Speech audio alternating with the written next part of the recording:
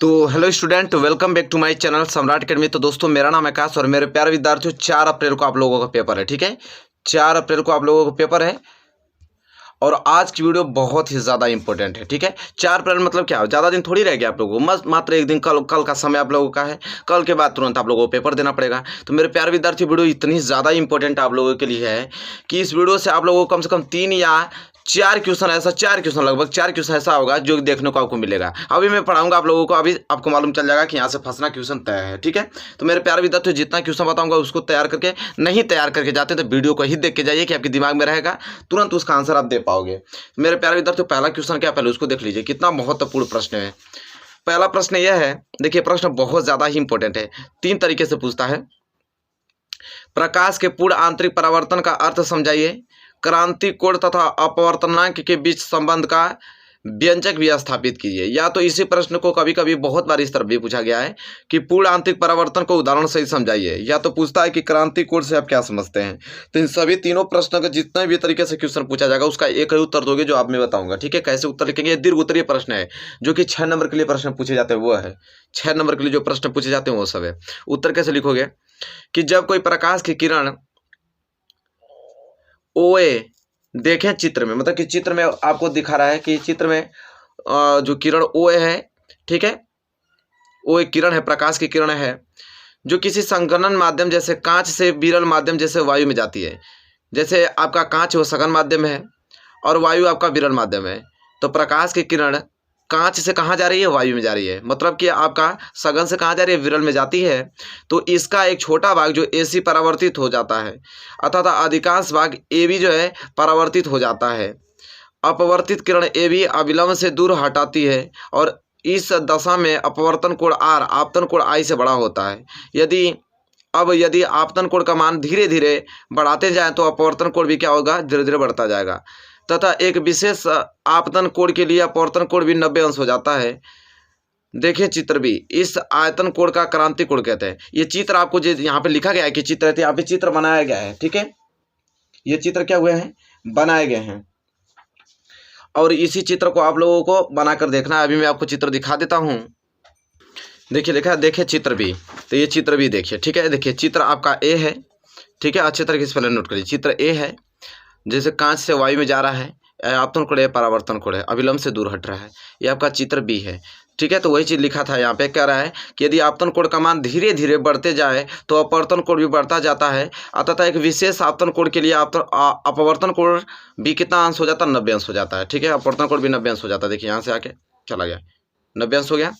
फिर कह रहा है कि इस आपतन कोण को क्रांति कोण कहते हैं, इस आपतन कोण को क्रांति कोण कहते हैं। देखिए क्रांति कोण को C से नोट करते हैं, ठीक है, तथा C से प्रदर्शित करते हैं। अतः क्रांति कोण C जो है सघन माध्यम में बना वह आपतन कोण है जिसके लिए विरल माध्यम में अपवर्तन कोण कितना होता है, 90 अंश होता है। ठीक है, इसके बाद अभी बहुत सारा लिखना है, यहाँ तक नोट कर लिया आप लोगों ने, क्योंकि दीर्घ उत्तरीय है तो बहुत अच्छे से लिखना पड़ेगा। फिर इसके आगे देखिए क्या लिखेंगे आप कि अब यदि आपतन कोण को और बढ़ाएं, अर्थात आपतन कोण का मान क्रांति कोण से थोड़ा सा अधिक कर दें, तो प्रकाश विरल माध्यम में बिल्कुल नहीं जाता, बल्कि संपूर्ण प्रकाश परावर्तित होकर सघन माध्यम में ही लौट आता है। देखिए चित्र C, देखिए यहाँ चित्र C, देखिए अब और मोड़ दिया तो यहाँ पे परावर्तित नहीं हो रहा, बल्कि इसी दिशा में वापस मुड़ के देखिए आपतन कोण I और आपतन कोण I, मतलब इधर आई नहीं रहा कि परावर्तन होगा, उसी दिशा में चला जा रहा है। ठीक है, ये आपका C चित्र, इसको नोट कर लीजिए। वही कह रहा है यहाँ पे कि क्रांति कोण से थोड़ा सा अधिक कर दे तो प्रकाश विरल माध्यम में बिल्कुल नहीं जाता, बल्कि संपूर्ण प्रकाश को जब परावर्तित होकर सघन माध्यम में ही लौट आता है। चित्र आपने देख लिया। इस घटना को प्रकाश को पूर्ण आंतरिक परावर्तन कहते हैं, क्योंकि इसमें जो प्रकाश का अपवर्तन होता है बिल्कुल नहीं होता है और संपूर्ण आपतित प्रकाश परावर्तित हो जाता है, और किसी पृष्ठ के जिस भाग से पूर्ण आंतरिक परावर्तन होता है वह भाग बहुत चमकने लगता है, और इस प्रकार पूर्ण परावर्तन केवल तब ही संभव है जबकि निम्नलिखित को शर्तें पूर्ति होती है। मतलब क्या क्या शर्तें हैं तब यह कंडीशन पूरा होता है। तो पहला, जब प्रकाश सघन माध्यम से विरल माध्यम में जा रहा है। दूसरा, आपतन कोण क्रांति कोण से बड़ा हो। ठीक है। चलिए अब इसमें करेंगे, आपको डालना है क्वेश्चन, क्योंकि 2-3 तरीके से क्वेश्चन पूछा था, सभी का उत्तर हम दे रहे हैं यहाँ पे। अब अपवर्तनांक तथा क्रांति कोण में संबंध क्या है, यह लिखेंगे। तो देखिए कैसे लिखेंगे कि यदि विरल माध्यम को 1 से तथा सघन माध्यम को 2 से प्रदर्शित करें तो स्नेल के नियमानुसार सघन माध्यम के सापेक्ष विरल माध्यम का जो अपवर्तनांक होगा वो sin I/sin r होगा। ठीक है, मतलब कि जब आपतन कोण I क्रांति कोण के बराबर हो जाएगा तब अपवर्तन कोण जो r होता है उसका मान 90 अंश होता है। ठीक है, तो पहले के सापेक्ष दूसरे का अपवर्तनांक sin c बटे कितना हो जाएगा 90 अंश बराबर sin c हो जाएगा, क्योंकि sin 90 अंश का वैल्यू कितना होता है 1 होता है, तो यहाँ पे 1 होता लिखेंगे। तो परंतु दूसरे का अपवर्तनांक पहले के सापेक्ष बटे 1 बटे sin 90 अंश का वैल्यू क्या रख देंगे 1, तो ये केस पहले का अपवर्तनांक दूसरे के सापेक्ष, जहाँ पहले का अपवर्तनांक दूसरे के सापेक्ष विरल माध्यम के सापेक्ष सघन माध्यम का अपवर्तनांक है भाई, तो 1 बटे पहले माध्यम के सापेक्ष पहले माध्यम का अपवर्तनांक दूसरे माध्यम के सापेक्ष sin c, अथवा क्या हो जाएगा पहले माध्यम का अपवर्तनांक दूसरे माध्यम के सापेक्ष बराबर 1 बटे sin c हो जाएगा। उदाहरण के तौर पे आप लिख सकते हैं कि यदि प्रकाश कांच से वायु में जा रहा है तो वायु के सापेक्ष कांच का जो अपवर्तनांक होगा वो 1 बटे sin c होगा। ठीक है, बहुत ज़्यादा इंपॉर्टेंट है। देखिए 6 नंबर के लिए था तो तब जाके इतना डिटेल हमने बताया। ठीक है, बड़ा क्वेश्चन है, 6 नंबर के लिए पूछा जाता है।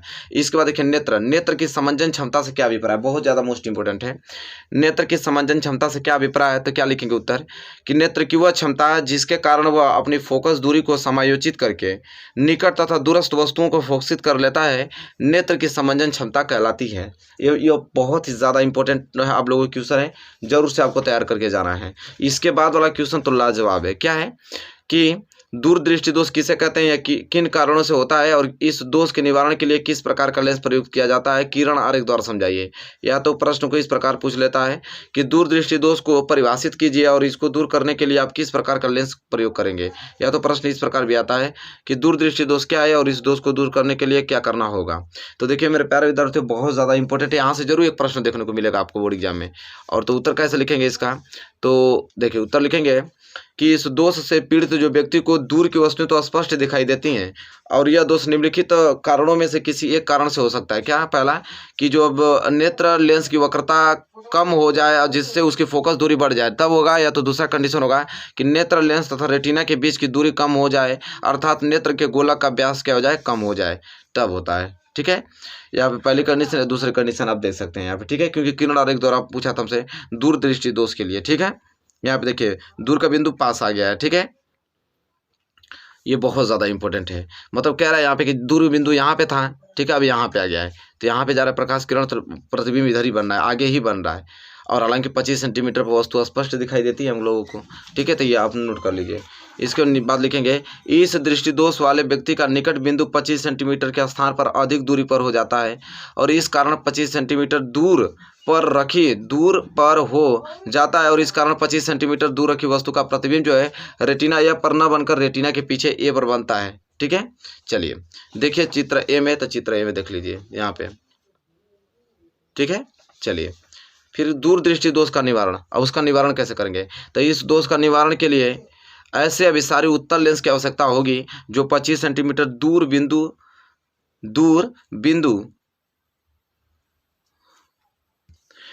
बिंदु यस, ये आपका यस है, दूर बिंदु यस पर रखी वस्तु किताब से आने वाली किरणें की इतना अभिसरित कर दे कि किरणें दूषित आँख के निकट बिंदु एन पर आती हुई नेत्र लेंस पर आपतित हो तथा प्रतिबिंब रेटिना आर पर बने। देखिए चित्र बी, इस प्रकार एस पर रखी वस्तु भी आँख को स्पष्ट दिखाई देगी। देखिए यहाँ पे कह रहा है कि दूरदृष्टि को चाहना तो उत्तल लेंस, देखिए इसके आगे अगर उत्तल लेंस का प्रयोग करूंगा इसके बाद प्रतिबिंब हमारा बिल्कुल सही बनेगा, रेटिना पे बनेगा। ठीक है, ये कह रहा है। तो मेरे प्यारे विद्यार्थियों, आई होप आपको क्लियर हो गया होगा। ठीक है, इसके बाद निकट दृष्टि दोष, अगला प्रश्न है कि निकट दृष्टि दोष किसे कहते हैं और इस दोष के क्या कारण है, इसके निवारण के लिए किस प्रकार का लेंस प्रयुक्त किया जाता है और किस किरण आरेख द्वारा समझाना है। या तो कभी कभी प्रश्न इस प्रकार भी पूछ लेता है कि निकट दृष्टि दोष से आप क्या समझते हैं और इसे किस तरह दूर किया जा सकता है, अस्पष्ट किरण आरेख से समझाइए। तो देखिए उत्तर लिखेंगे कि निकट दृष्टि दोष वाले व्यक्ति को पास की वस्तुएं स्पष्ट दिखाई देती हैं, परंतु जो अधिक दूर की वस्तुएं स्पष्ट दिखाई नहीं देती हैं। अर्थात यहाँ तो हो गया ना, इसके आगे आप लिखेंगे कि अर्थात नेत्र का जो दूर बिंदु है अनंत पर न होकर कम दूरी पर आ जाता है, और इस दोष को निम्नलिखित कारण हो सकते हैं। पहला, नेत्र लेंस की जो वक्रता त्रिज्या बढ़ जाए जिससे उसकी फोकस दूरी कम हो जाए। दूसरा, नेत्र लेंस और रेटिना के बीच की दूरी बढ़ जाए, अर्थात नेत्र के गोलक का व्यास बढ़ जाता है। ठीक है, चलिए यहाँ पे देखिए पहला, दूसरा, तीसरा, तीसरा आपका संशोधित वाला है, ठीक है, जो कि अवतल लेंस लगा हुआ है। फिर आगे लिखेंगे इसके, क्या लिखेंगे कि इस दोष के कारण दूर की वस्तु का प्रतिबिंब रेटिना पर न बनकर रेटिना के नेत्र लेंस के पी पर बन जाए। चित्र ए देखिए, देखिए यहाँ पर नहीं बनने के कारण यहीं पे बन जा रहा है, आगे ही बन जा रहा है। ऐसे मनुष्य का दूर दृष्टि अनंत पर न होकर आँख के काफी पास यह पराज होता है, अर्थात निकट बिंदु भी 25 सेंटीमीटर से कम दूरी पर होता है। फिर हेडिंग डालेंगे निकट दृष्टि दोष का निवारण। लिखेंगे कि निकट दृष्टि दोष में नेत्र का दूर बिंदु F अनंत से कम दूरी पर ऐसी स्थिति में होता है जहां से चलने वाली किरणें बिना समंजन क्षमता लगाए रेटिना पर मिलती हैं। देखिए चित्र भी, ठीक है, ये चित्र भी देख लीजिए, ठीक है। फिर कह रहा है यहाँ पे इस दोष को दूर करने के लिए ऐसे अवतल लेंस का प्रयोग किया जाता है कि अनंतता पर रखी वस्तु से चलने वाली जो किरण है इस लेंस से निकलने पर नेत्र के दूर बिंदु F से चली हुई प्रतीत हो, तब यह किरणें नेत्र लेंस से अपवर्तित होकर रेटिना F पर मिलती हैं, मतलब रेटिना F पर मिलती हैं, और जहाँ वस्तु का जो स्पष्ट प्रतिबिंब बन जाता है और तथा वस्तु स्पष्ट दिखाई देने लगती है, ठीक है। बहुत ज़्यादा इंपॉर्टेंट है। अगला प्रश्न देखिए मेरे प्यारे विद्यार्थियों, जो कि वेरी वेरी मोस्ट इंपॉर्टेंट है। क्या है कि मानव नेत्र के प्रमुख भागों का वर्णन कीजिए, किसी वस्तु का मानव नेत्र से प्रतिबिंब बनना किरण आरेख द्वारा स्पष्ट कीजिए। या तो प्रश्न इस प्रकार पूछा जाता है कि मानव नेत्र का नामांकित चित्र बनाइए तथा रेटिना पर प्रतिबिंब का बनना किरण आरेख द्वारा भी समझाना है।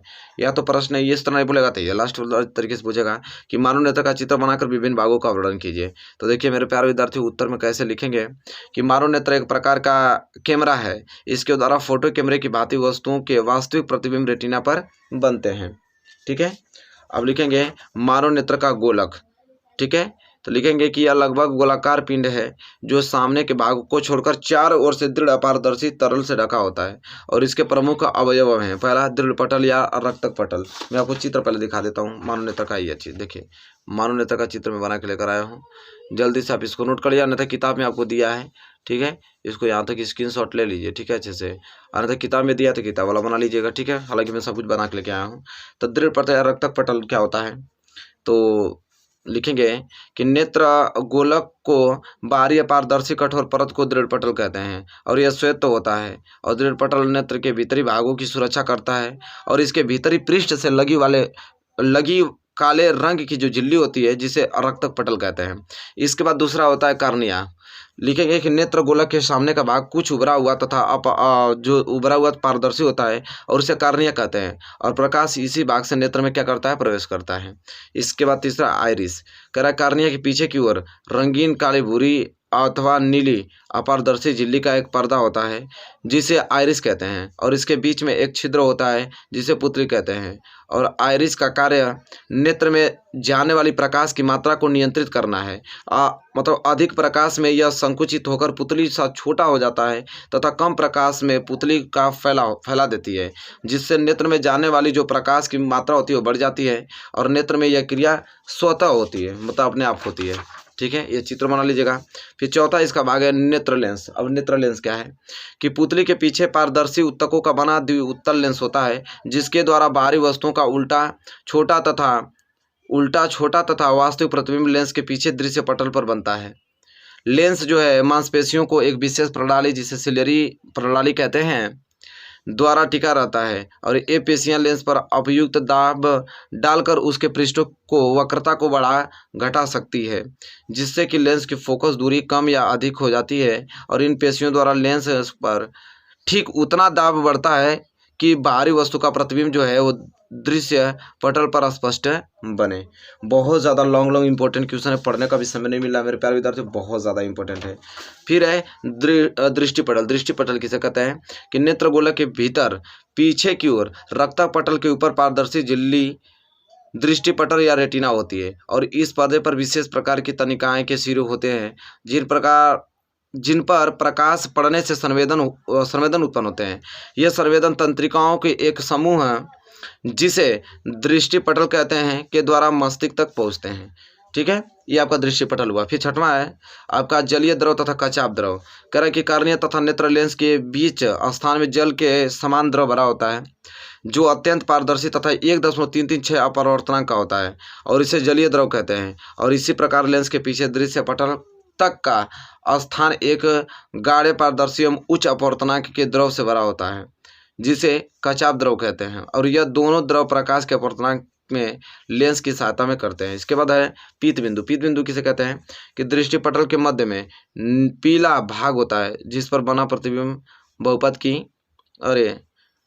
जिस पर बना प्रतिबिंब बहुत ही स्पष्ट होता है। ठीक है, इसके बाद आपका है आपका अंत बिंदु होता है भाई, अन्य बिंदु थोड़ी होता है, अंत बिंदु होता है। अंत बिंदु दृष्टिपटल के जिस स्थान को छेद कर दृष्टि तंत्रिकाएं मंत्रीबद्ध हो जाती हैं, उस स्थान पर पड़ने वाली प्रकाश की दृष्टिपटल पर कोई प्रभाव नहीं पड़ता, जिस स्थान को हम अंत बिंदु कहते हैं।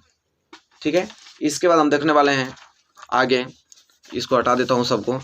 अगला प्रश्न है कि मानव नेत्र से प्रतिबिंब का वर्णन। तो लिखेंगे यहाँ पे कि नेत्र के सामने रखी किसी वस्तु से चली प्रकाश की किरणें जो है कार्निया पर गिरती हैं तथा अपवर्तित होकर नेत्र में प्रवेश करती हैं, और फिर यह क्रमशः जलीय द्रव लेंस कचाप द्रव में से होती हुई रेटिना पर गिरती हैं, जहाँ वस्तु का जो उल्टा प्रतिबिंब बनता है वहीं पे, और प्रतिबिंब बनने का जो संदेश होता है वो दृक् तंत्रिकाओं द्वारा मस्तिष्क में पहुँचाता है, और जिससे वह प्रतिबिंब अनुभव के आधार पर सीधा दिखाई देता है। ठीक है, चलिए यहाँ पे आप इस फिगर को बना सकते हो। ये जो है कि 6 नंबर के लिए प्रश्न पूछे जाते हैं और बहुत ही ज़्यादा मोस्ट इंपॉर्टेंट ये प्रश्न है मेरे प्यारे विद्यार्थियों। होप आपको यहाँ तक क्लियर हो गया होगा। अगला प्रश्न जो है कि वेरी वेरी मोस्ट इंपॉर्टेंट है, यहाँ से क्वेश्चन जरूर से बनेगा, देख लीजिएगा आप लोग कि वर्ण विक्षेपण से क्या तात्पर्य है, उदाहरण देकर समझाइए। ये प्रश्न कई तरीकों से तो पूछा जा सकता है। पहला तो आपको पूछ लिया कि वर्ण विक्षेपण से क्या तात्पर्य है, उदाहरण देकर समझाइए। और दूसरा है कि एक किरण आरेख द्वारा प्रिज्म से श्वेत प्रकाश के विक्षेपण को समझाइए। और या तो इस तरह पूछेगा तो इस प्रकार पूछ लेगा कि प्रिज्म से श्वेत प्रकाश से गुजरने पर न्यूनतम व अधिकतम विचलन किन रंगों का होता है। या तो प्रश्न पूछेगा कि किसी प्रिज्म में श्वेत प्रकाश के विक्षेपण का स्पष्ट रेखांकित दर रखिए। या तो पूछेगा एक कांच के प्रिज्म द्वारा श्वेत प्रकाश के विक्षेपण को समझाइए। इतने तरीके से प्रश्न पूछे जाएंगे, जरूर से एक प्रश्न जरूर इसमें पूछेगा। ठीक है, और बहुत ज़्यादा इंपॉर्टेंट है, और एक तरीके से तो और पूछ लेता है। जितने तरीके से पूछा सब बता रहा हूँ आप लोगों को। ठीक है, कि श्वेत प्रकाश का प्रिज्म द्वारा वर्ण विक्षेपण की घटना को चित्र द्वारा समझाइए, और किस रंग की किरण सबसे अधिक विचलित होती है भी बताना है। तो सबसे पहले आप हेडिंग डालेंगे प्रकाश का विक्षेपण। प्रकाश का विक्षेपण हेडिंग डालने के बाद लिखेंगे इसमें कि जब सूर्य के प्रकाश की संकीर्ण प्रकाश पुंज को प्रिज्म के एक फलंड पर डाला जाता है, ठीक है, तो प्रिज्म से दूसरे पटल या फलक के निर्गत प्रकाश 7 रंगों में विभाजित हो जाता है तथा इस पर्दे पर लेने पर 7 रंगों की एक पट्टी प्राप्त होती है। प्रकाश जो है इस प्रकार 7 रंगों में विभाजित होता और विभाजित होना प्रकाश का विक्षेपण या वर्ण विक्षेपण कहलाता है। प्रकाश के विक्षेपण के दौरान पर्दे पर प्राप्त विशेष क्रम में 7 रंगों की पट्टी को स्पेक्ट्रम कहते हैं, जिसका अर्थ है कि रंगों का मिश्रण। श्वेत प्रकाश के विक्षेपण के दौरान प्राप्त 7 रंगों में एक क्रम होता है जो इस प्रकार के नीचे से ऊपर की ओर बैंगनी, जामुनी, नीला, हरा, पीला, नारंगी तथा लाल इस रंगों के क्रम को याद रखने के लिए शब्द को याद रखें जो इन रंगों के अंग्रेजी भाषा के शब्दों के पहले अक्षर से बने होते हैं। कह रहा है कि परिक्षेपण का कारण यह है कि जो विभिन्न रंगों के प्रकाश का अपवर्तन है वो भिन्न भिन्न होता है, और बैंगनी प्रकाश का अपवर्तनांक जो विचलन होता है सबसे अधिक तथा लाल प्रकाश का अपवर्तन जो कि भी विचलन होता है अपवर्तन सबसे कम होता है, और इसी कारण बैंगनी रंग स्पेक्ट्रम में सबसे नीचे तथा लाल रंग स्पेक्ट्रम में सबसे ऊपर होता है। और एक बात करूँ तो ये चित्र देखिए, चित्र आपको बनाना पड़ेगा। ठीक है, यहाँ पे लाल देखिए, नारंगी, पीला, हरा, नीला, ठीक है, जामुनी, बैगनी, ठीक है, इस तरह प्रकाश का विक्षेपण होता है। जब श्वेत प्रकाश किसी प्रिज्म से होकर गुजरता है तो 7 रंगों में व्यक्त हो जाता है इस प्रकार। ठीक है, चलिए अगला प्रश्न जो कि बहुत ज़्यादा इंपॉर्टेंट है, जो कि आपको तैयार करके जाना है मेरे प्यारे विद्यार्थियों। क्या है कि ओम का नियम क्या है और इसके सत्यापन के लिए आवश्यक प्रयोग का वर्णन परिपथ आरेख खींचकर कीजिए। या तो कह रहा है कि ओम के नियम की व्याख्या कीजिए, कि प्रतिरोध का मात्रक भी बताना है आप लोगों को। या तो कहेगा कि ओम का नियम लिखिए, या तो पूछेगा कि ओम का नियम क्या है, विद्युत परिपथ की सहायता से इसका सत्यापन कैसे करते हैं। पूरा का पूरा डिटेल में आपको बताना वाला हूँ। 6 नंबर के लिए प्रश्न पूछे जाते हैं। सबसे पहले आप हेडिंग डालेंगे ओम का नियम, लिखेंगे कि ओम के नियम के अनुसार जब भौतिक अवस्थाएं जैसे ताप आदि पर समान रहे तो किसी चालक में प्रवाहित होने वाली धारा जो है उसके सिरों के बीच विभवांतर की क्या होती है, समानुपाती होती है। सिंपल कह रहा है कि यदि किसी चालक के सिरों पर लगा विभवांतर अगर V है तथा उसमें बहने वाली धारा I हो तो विभवांतर जो होगा वह अनुक्रमणपाती होगा धारा के, मतलब v अनुपाती I। v को हटाने के लिए यहाँ पे स्थिरांक चाहिए, तो v बराबर स्थिरांक गुणे I। तो इस स्थिरांक को चालक का प्रतिरोध कहते हैं, और यदि प्रतिरोध R हो तो क्या करेंगे, तो v बराबर स्थिरांक की जगह R रख देंगे, तो v बराबर RI हो जाएगा। अगर यहाँ R की वैल्यू निकालें तो v बटे I हो जाएगा। ठीक है, इसके बाद लिखेंगे आगे, अतः यह नियम यह भी बताता है कि किसी परिपथ में प्रतिरोध उसके सिरों के बीच विभवांतर वोल्टता तथा प्रवाहित धारा का अनुपात होता है। यदि हम विभवांतर तथा धारा में ग्राफ खींचे तो वह एक सरल रेखा आती है, और इससे भी यह प्रदर्शित होता है कि विभवांतर धारा के समानुपाती होता है। ठीक है, इसके बाद प्रतिरोध का मात्रक विभवांतर का मात्रक बटे धारा का मात्रक, जिसे ओम कहते हैं। ओम का मात्रक वोल्ट प्रति एम्पियर का ये, या तो ओम की ये बातें की है, इसे ओम से प्रदर्शित करना, इस चिन्ह से प्रदर्शित करना, जिसे ओम कहते हैं। ओम के नियम का सत्यापन कैसे करेंगे कि इस प्रयोग के लिए एक बैटरी, अमीटर कुंजी द्वारा नियंत्रक प्रतिरोध तथा वोल्ट मीटर चित्र एक के अनुसार लगाते हैं। देखिए चित्र एक के अनुसार यहाँ पे बैटरी में लगा दिया। ठीक है, ये आपका वोल्ट मीटर हो गया। ठीक है, अमीटर हो गया, ये आपका प्रतिरोधक हो गया, ये आपका कुंजी हो गया, ये आपका वोल्ट मीटर बताइए क्या बैटरी बताया हूँ। ठीक है, धारा इसमें बही रही है। ठीक है, तो वही कह रहा है कि यहाँ तक हो गया ना, चित्र आपको बन गया। फिर देखिए ये क्या कह रहा था कि जो इसका ग्राफ होता है, ओम का नियम का सत्यापन ग्राफ वो सीधी रेखा में जाता है, मतलब उसके नीचे भी कुछ हमें लिखना पड़ेगा, पूरा नोट कर लीजिए फिगर।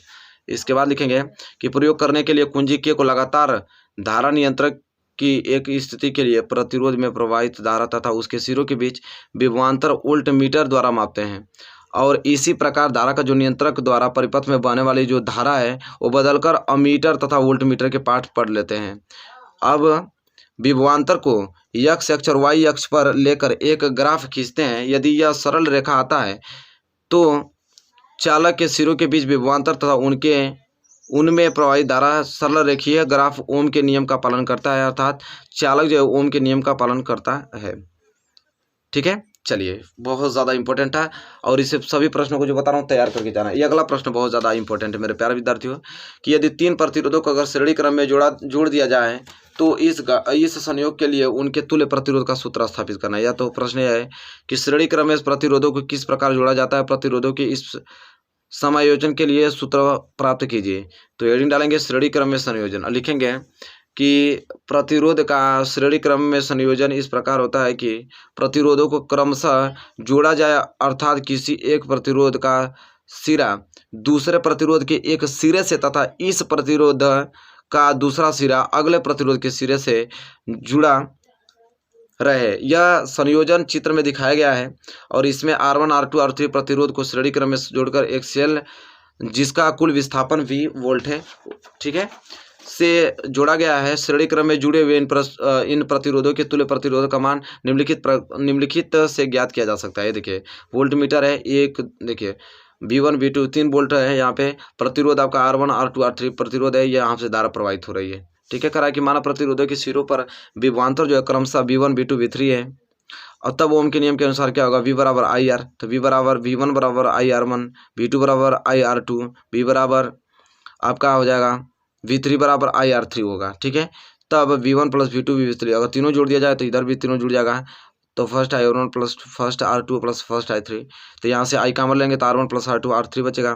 चूंकि कुल विभवांतर आपका V वोल्ट है तथा V बराबर इतना ही होता है, तो अब माना कोई एक ऐसी प्रतिरोध है जो विभवांतर V होने पर परिपथ में धारा I प्रवाहित करने में सहायक होता है, और यह प्रतिरोध जो है समतुल्य प्रतिरोध R कहलाता है। अतः V बराबर क्या होगा, IR। समीकरण 1 2 3, मतलब तीसरा से दूसरा से और पहला व्यक्ति से है। V बराबर IR समीकरण 1 और 2 3 से क्या हो जाएगा, यहाँ से IR बराबर V का वैल्यू यहाँ पे रख देंगे पूरा, तो क्या हो जाएगा यहाँ पे R1 प्लस R2 R3 हो जाएगा। ठीक है, तो क्या हम करेंगे यहाँ पे कि IR, ठीक है, तो हम ऐसा काम करते हैं कि I की वैल्यू हम क्या रख देंगे यहाँ पे R, क्योंकि R की वैल्यू यहाँ दिया था ना, R यहाँ पे हमने कॉमन लिया था। देखिए V बराबर IR था, तो V बराबर यहाँ की जगह हम RI लिख दिया। ठीक है, तो यहाँ पे R1 R2 R3 निकल गया, ये आपका समीकरण चौथा हो गया। अतः श्रेणी क्रम में समतुल्य प्रतिरोधों के कुल योग के बराबर होता है, यही आपका फार्मूला निकल गया। ठीक है, तो मेरे प्यारे विद्यार्थी जो क्वेश्चन अभी मैं आप लोगों को बताया हूँ, देखिए बहुत ज़्यादा इंपॉर्टेंट है, और काफ़ी पढ़ाते पढ़ाते मैं बिल्कुल मैं थक गया हूँ, बहुत ज़्यादा इंपॉर्टेंट था इसलिए बताना पड़ा। इस प्रश्न को तो पूरा का पूरा आपको तैयार करके ही जाना है। मेरे प्यारे विद्यार्थी, वीडियो आपको कैसे लगी? वीडियो अच्छी लगे तो प्लीज़ लाइक कीजिए और चैनल पर नया तो चैनल को सब्सक्राइब करके बेल आइकन को प्रेस कर लीजिए। मिलेंगे एक प्यारे से नेक्स्ट वीडियो में, तब तक के लिए धन्यवाद।